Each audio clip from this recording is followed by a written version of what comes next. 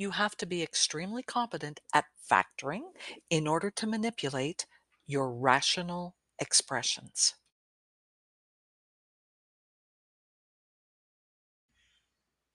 I'm providing once more the memory aid that I have provided for manipulating rational expressions. If you can remember, for the lesson on simplifying rational expressions, I included it, and here it is again.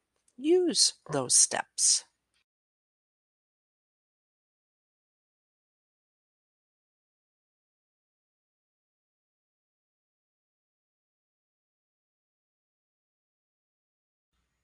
So in this lesson, we're going to look at examples where you must multiply or divide rational expressions. And if you can remember in the previous lesson, we had a problem with the area of a parallelogram and the base was given and you had to find the height. Do you remember that? Well, we're going to solve that problem.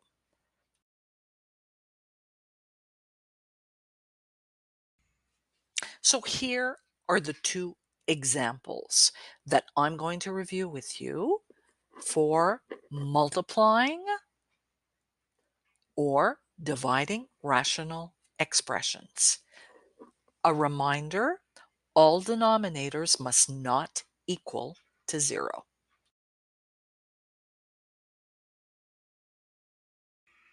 Here are the steps involved for multiplying rational expressions. Take note of these, and these are the steps that I will mention when we go through the examples.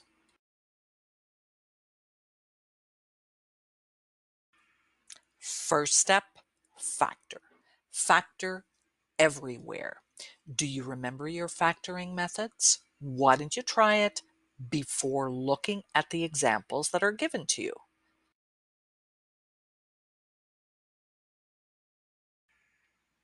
It's important that you recognize the method, the technique to factor. In the numerator of the first rational expression, that's an easy trinomial.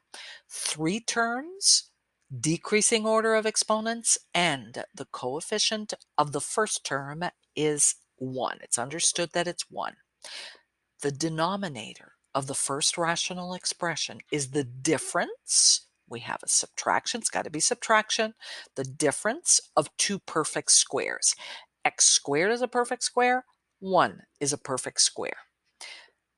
The numerator of the second rational expression, GCF. And by the way, that's always the first method to look for, GCF.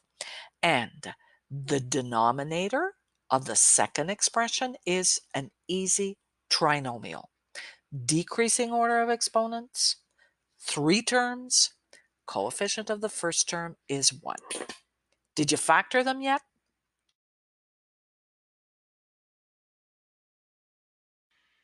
A mini review on easy trinomials. Now, I call them easy. First of all, as we said before, recognize that it's an easy trinomial. Now, I say it's easy because you can immediately place your two sets of brackets. Then you find the square root of the first term, square root of x squared is x. Then two numbers, when multiplied together, give you positive 5. When added, give you positive 6. Those two numbers are plus 5 and plus 1. Here are the factors in my numerator, the factors of the easy trinomial. Be careful when you have negatives. Here's another easy trinomial. You place your two sets of brackets. Square root of the first term is x. Then two numbers when multiplied together give you negative 3. When added give you negative 2. And those two numbers are minus 3, positive 1. That's why the factors of that denominator are x minus 3 times x plus 1.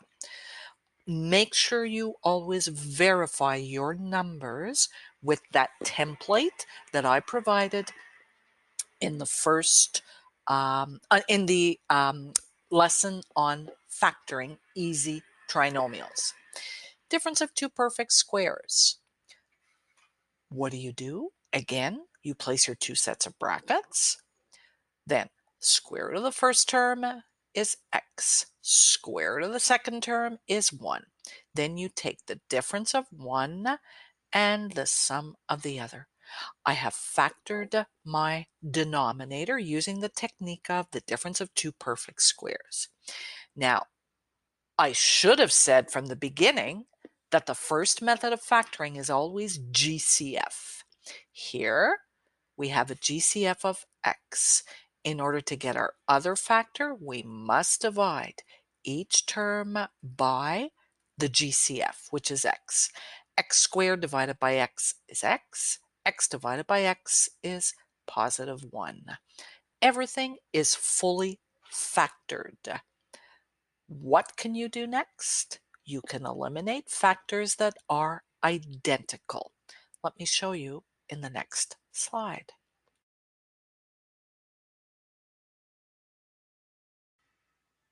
So I can eliminate these two factors. They're identical. I can eliminate these two factors. They're identical. What do I do next? I'm going to multiply, because we're multiplying, the numerators, and that gives to me the new numerator. In my denominator, I'm going to multiply those denominators. Now we can leave it this way, or you can simplify. You can simplify by getting rid of the brackets. So in the numerator, you would have x squared plus 5x. In the denominator, you would FOIL. After you would FOIL, you would get x squared minus 4x plus 3. Both answers are correct.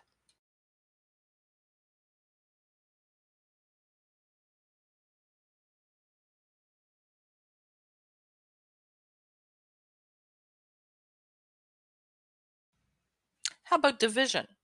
Do you remember division when you were in elementary school? Do you remember division with fractions? Do you remember that you had to change the division sign to multiplication and then multiply by the reciprocal? It's the same thing for algebraic expressions, for rational expressions. But factor both the numerator and the denominator first.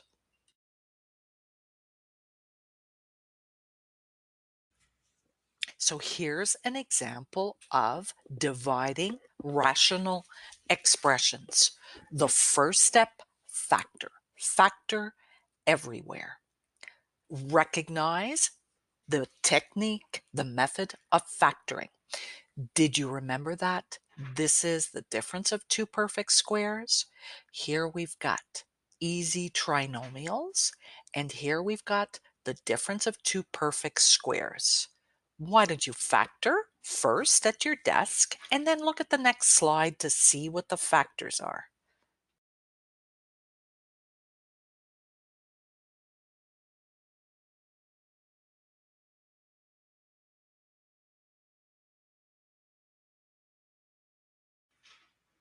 For the difference of two perfect squares, did you get that the factors were x minus 3, x plus 3?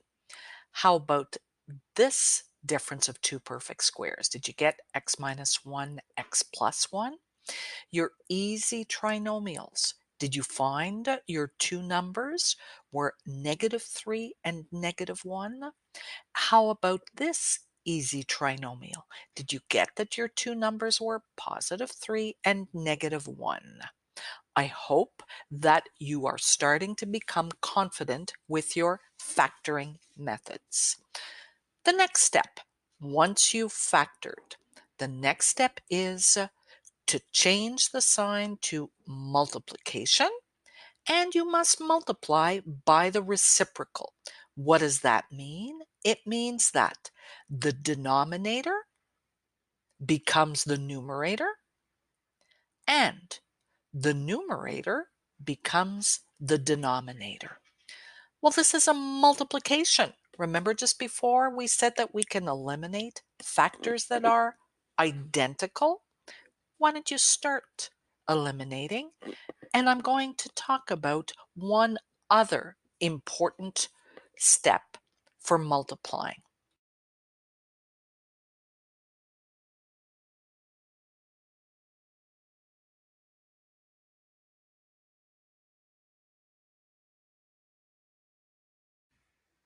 So within one rational expression, I can eliminate factors that are identical, such as x minus 3, x minus 3.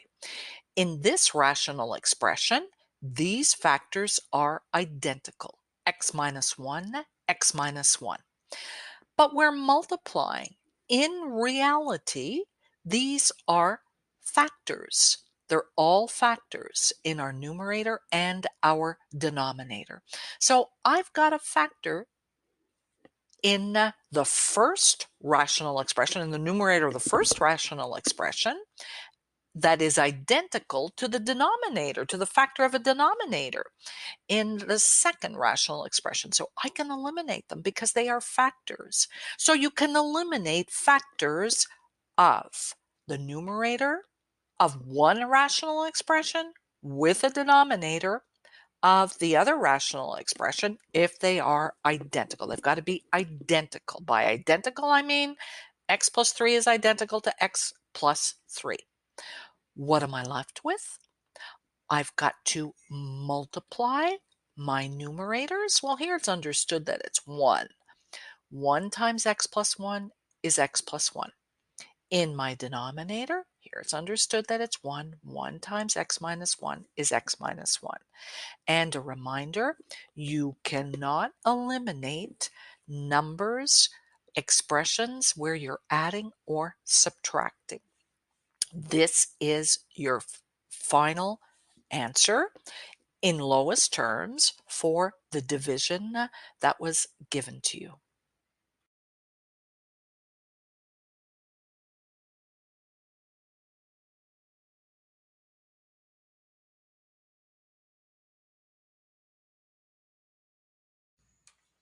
Do you remember this problem in the previous voice thread, the first lesson on manipulating rational expressions?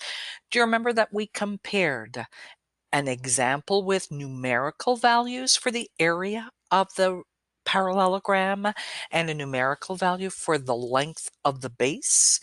Do you remember how we found the height of the parallelogram?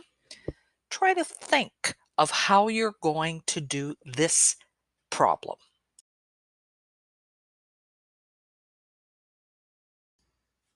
A review of what we looked at in the previous lesson, the previous voice thread.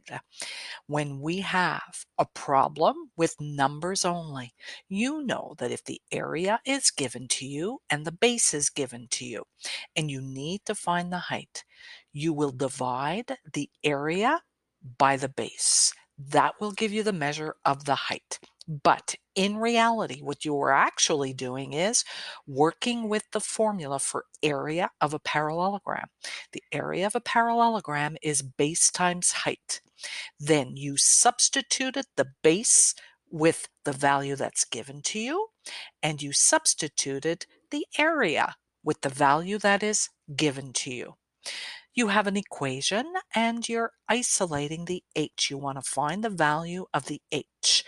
You're going to do the opposite operation, and that is divide by 2. So the height is equal to 50 divided by 2. In this example, when numbers only are given, the height is 25. So you know that when you had numbers, you had to divide to get the height.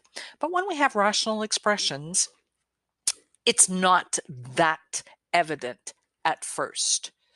You've got to look at the formula that you need. We have the information about the area. We have the information about the base. We need the height. So we're going to work with formula for area of a parallelogram. We substitute the known values. We know the base is x over 8. We know the area is 3x squared divided by or over 4x plus 12. We need to find the height. What are we going to do? We're going to divide both sides by x over 8. Here is a division of rational expressions. Would you try and work that? And I'll show you the steps.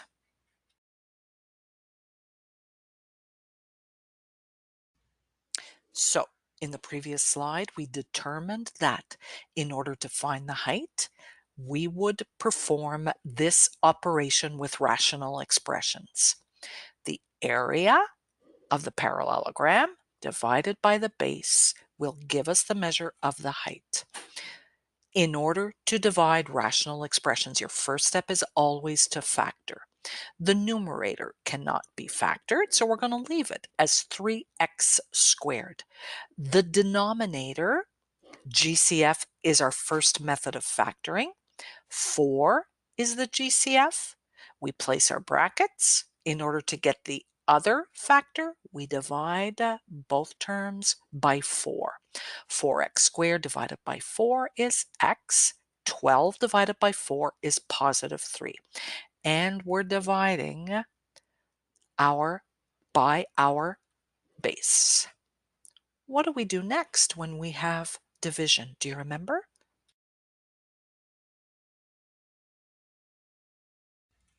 Yes, you must change the division sign to multiplication and you multiply by the reciprocal. If we're going to multiply by the reciprocal, we're going to multiply by 8 over x. Remember, the numerator becomes the denominator and the denominator becomes the numerator. We're multiplying. We can eliminate factors that are identical in the numerator or denominator, and it doesn't matter which rational expression. But let's look at the easy values first. 8 and 4. You know that you can divide both of those by 4, both of those numbers by 4. So why don't you start with that? Then our x's. We've got base of x. We keep that base of x and we subtract the exponents. Let me show you on a neater slide for you.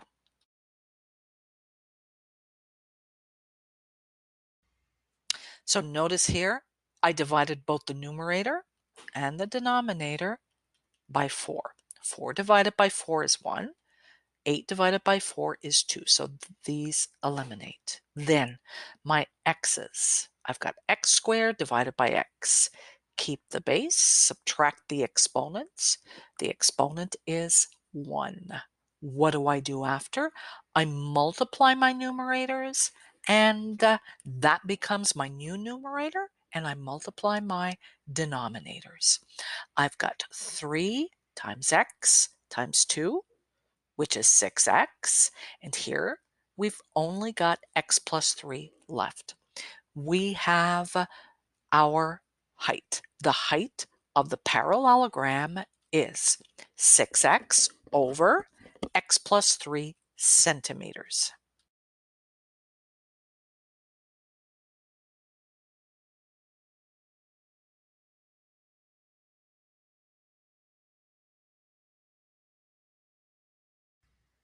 So keep these steps in front of you at all times. When you're multiplying rational expressions, the main thing, factor. Factor everywhere, both numerator and the denominator. Then you can eliminate factors in the numerator and denominator that are identical. At the end, multiply the numerators and multiply the denominators. Division, there's an extra step. Factor first, that's always the first thing you do, and then you change the division sign to multiplication and you multiply by the reciprocal. I hope this lesson on multiplying and dividing rational expressions will help you in your problem solving. Good luck.